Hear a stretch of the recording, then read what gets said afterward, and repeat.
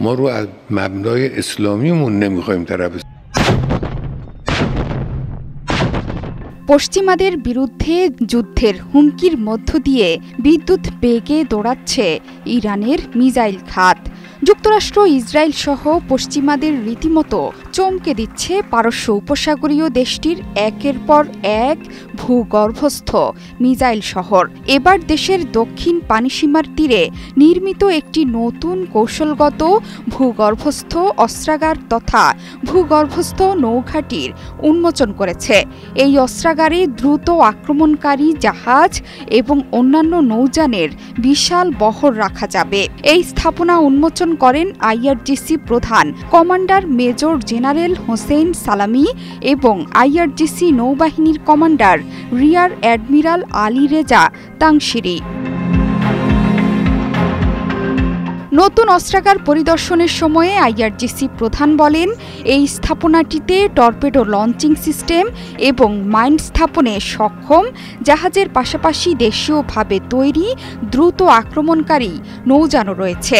পাশাপাশি ভূগর্ভস্থ নৌস্থাপনাটি আইআরজিসির নৌবাহিনীর ক্ষমতার একটি ক্ষুদ্র অংশ মাত্র।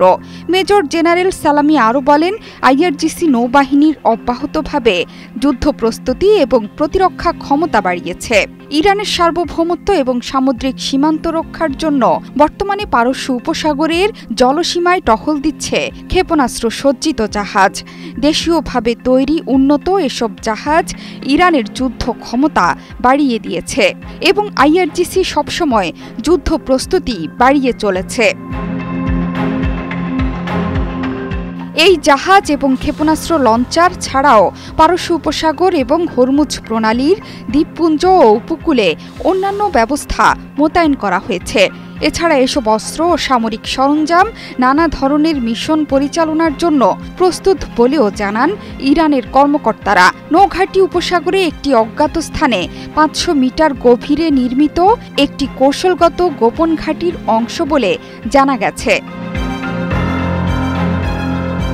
বার্তা সংস্থা রয়টার্স বলেছে, ট্রাম্প নিজের সর্বোচ্চ চাপ নীতির মাধ্যমে দেশের তেল শিল্পের ওপর মার্কিন নিষেধাজ্ঞা কঠোর করার সময় ইসরায়েলের প্রধানমন্ত্রী বেনিয়ামিন নেতানিয়াহুকে ইরানের পারমাণবিক স্থাপনাগুলোতে আঘাতের ক্ষমতা দিতে পারেন।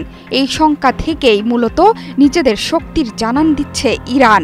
এই মাসের শুরুর দিকে বিশাল সামরিক মহড়াও শুরু করেছে তেহরান।